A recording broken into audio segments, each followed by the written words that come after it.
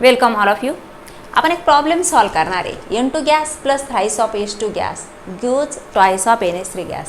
Right the expression for Kp in terms of Kc. मागच्या व्हिडिओमध्ये आपण एक इक्वेशन बघितलं. Kp equal to Kc RT raise to delta n, where Kp is equilibrium constant in terms of partial pressure. Equilibrium constant in terms of pressure. Kc is equilibrium constant in terms of concentration.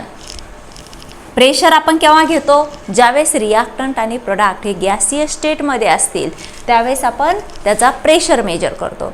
ज्यावेळेस ते liquid स्टेटमध्ये असतील त्यावेळेस आपण त्याचं concentration घेतो. That is number of moles of substance in given amount of solution. R is gas constant.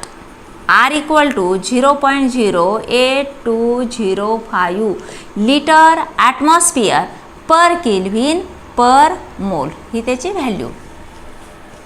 T is absolute temperature and delta N equal to summation of N gaseous product minus summation of N gaseous reactant.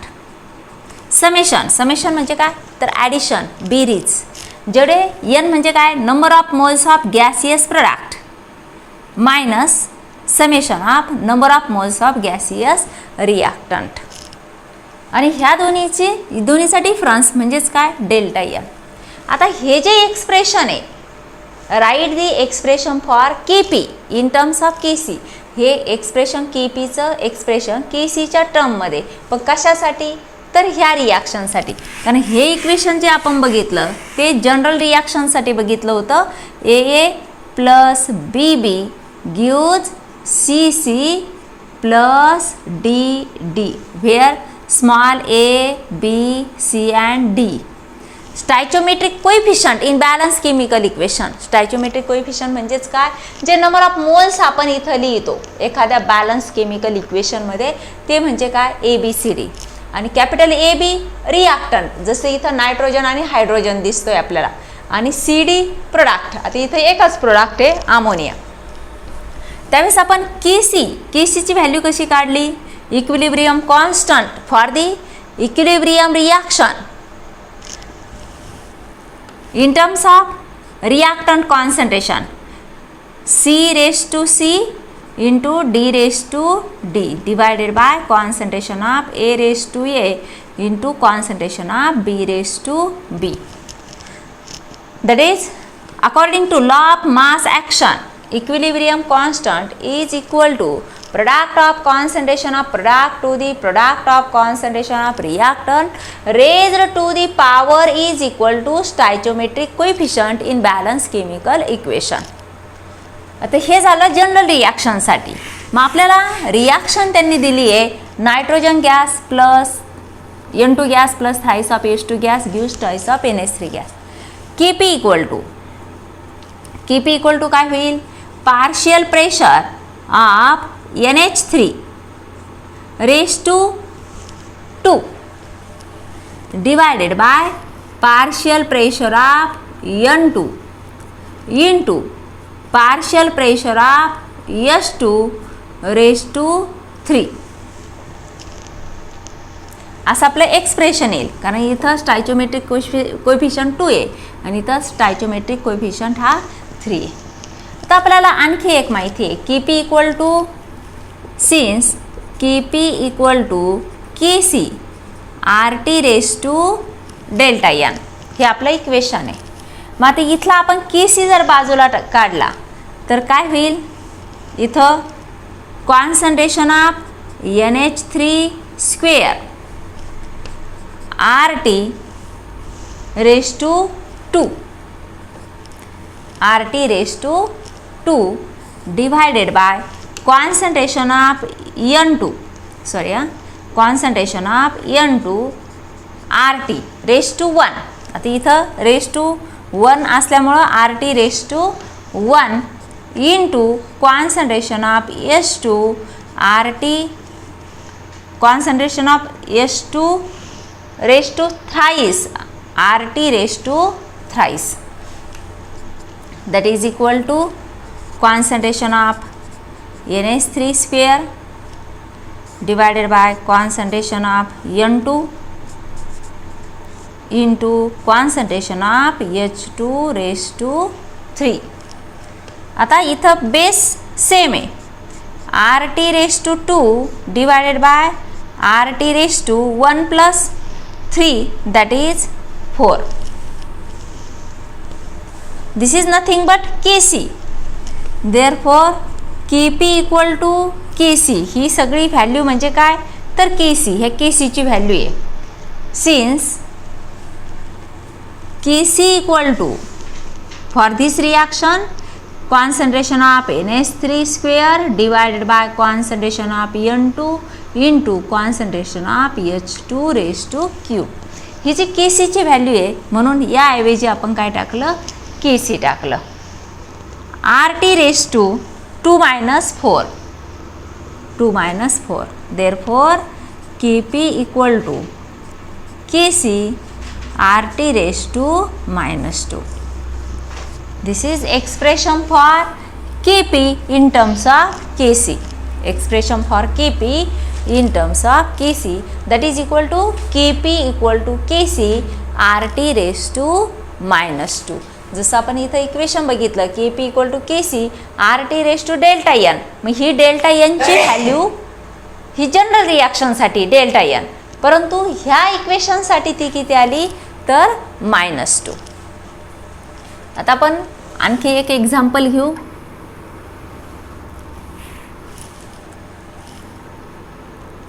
H2 plus I2 gives twice of HI. Gives twice of HI. आपल्या पुस्तकामध्ये काय दिलंय, H2 plus I2 gas gives twice of HI gas. Here also write the expression for Kp in terms of Kc. काय होईल equation, Kp equal to product partial pressure of product HI raised to 2 divided by partial pressure of H2 into partial pressure of I2. Okay नाही,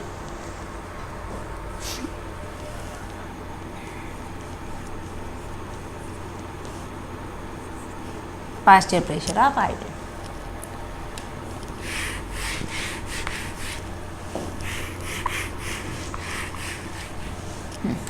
Since we know the expression Kp equal to Kc RT raised to delta n. आता हे जे expression आहे हे आपण ह्या फॉर्ममध्ये आपल्याला लिहायचं आहे.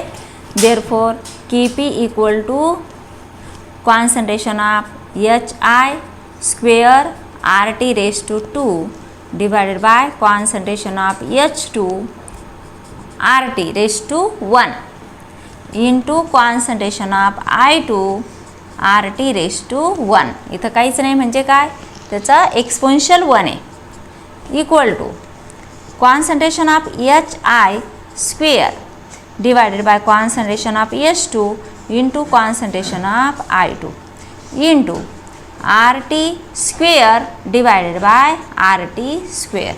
इथं RT 1 1 ची बेरीज केली तर काय झालं, 2 झालं. आणि this is nothing but Kc. Since Kc for this reaction equal to concentration of HI square divided by concentration of H2 into concentration of I2. Then RT raised to 2 minus 2 equal to 0. RT raised to 0 means equal to 1. Therefore Kp equal to Kc RT raised to 0. Therefore Kp equal to Kc. कारण raised to 0 means 1. For this equation Kp equal to Kc. Then next point, find out the unit for equilibrium constant.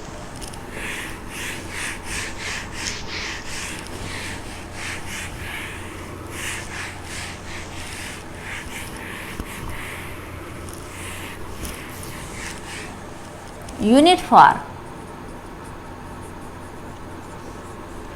equilibrium constant Kc. For the reaction N2 plus thrice of S2 gives twice of NH3, and second expression H2 plus I2 gives twice of HI. ह्या दोन इक्वेशनसाठी आपल्याला केसीचं unit find out करायचं. आता इथं काय होईल, KC equal to product of concentration of product divided by product of concentration of reactant raise to power is equal to its stoichiometric coefficient. आता ह्याचं कॉन्सन्ट्रेशन म्हणजे काय, मोलार कॉन्सन्ट्रेशन म्हणजेच moles per DM cube, moles per DM cube, आणि raise to काय होईल 2 होईल, divided by हे N2चं काय होईल मोल्स पर डीएम क्यूब, हो की नाही, आणि इथं काय होईल मोल्स पर डीएम क्यूब त्याचा cube. That is equal to इथं होईल मोल्स पर म्हणजे मोल्स स्क्वेअर, हे जे एक्सपोनेन्शियल आहे यांना प्रत्येक टर्मला पण मल्टिप्लाय करून घेऊ, -6 डिवायडेड बाय हे काय होईल moles per DM cube into mole cube dm raise to -6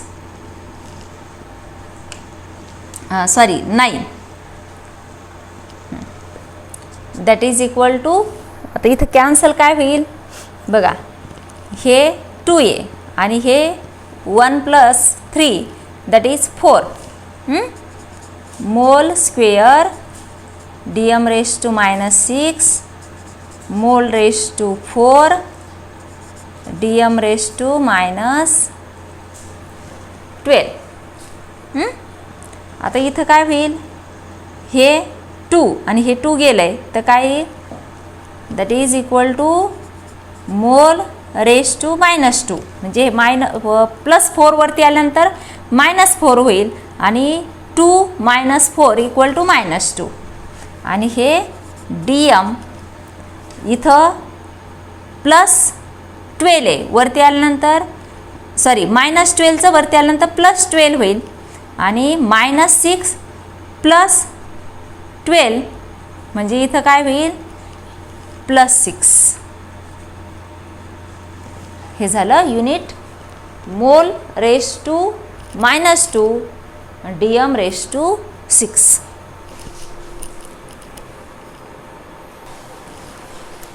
Then for the equation H2 plus I2 gives twice of HI.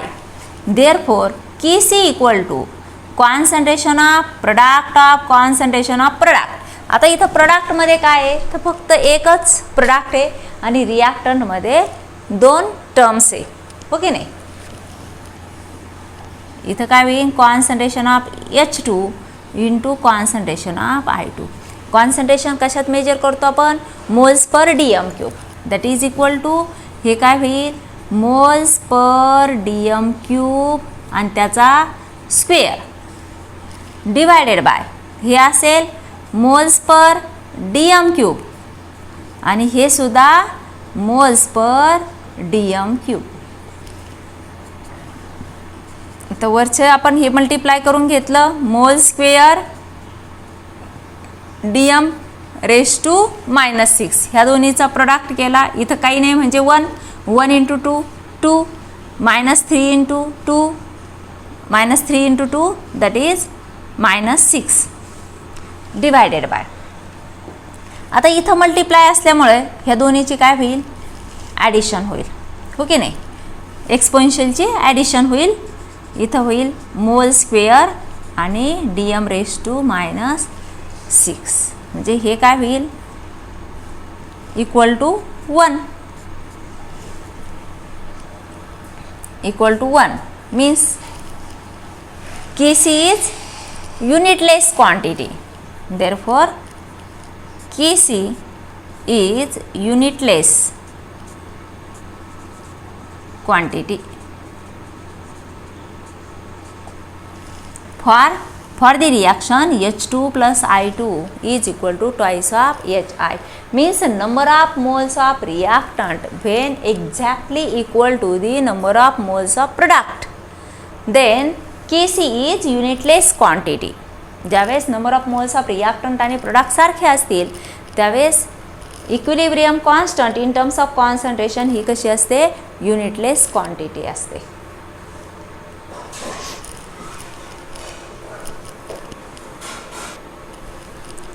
The next point is homogeneous and heterogeneous equilibria.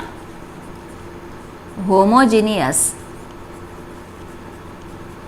and heterogeneous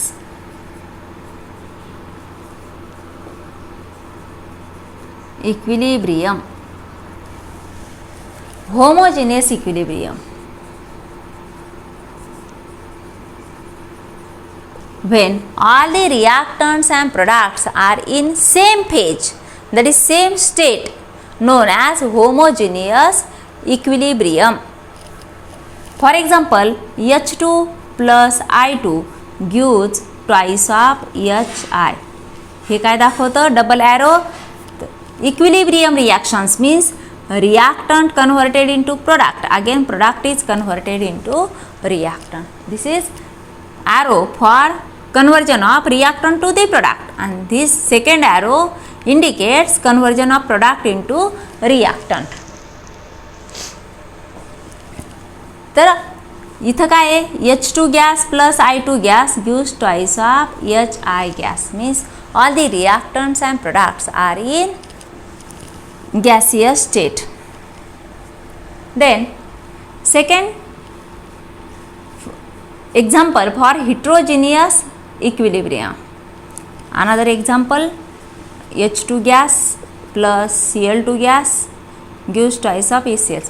Sorry, this is for irreversible reaction. ते irreversible reaction चं equation आहे. आपल्याला दुसरं expression असं घेता येईल, CS3 COO CS3. This is in liquid state plus H2O in liquid state. In presence of H plus catalyst also liquid state gives CS3COOH, carboxylic acid in liquid state, and CS3OH, that is alcohol also in liquid state. हे सुद्धा example कशात झालं, homogeneous इक्विलिब्रियमचं. Then heterogeneous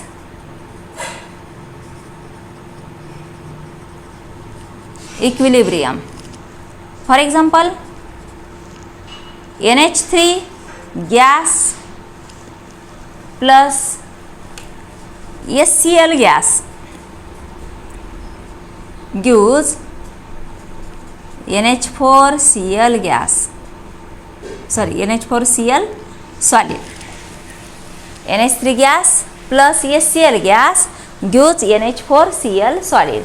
Means reactant and product are in gaseous state, while reactants are in gaseous state while product is in solid state. Also decomposition of KClO3, twice of KClO3 gives twice of, sorry, this is also example for irreversible reaction.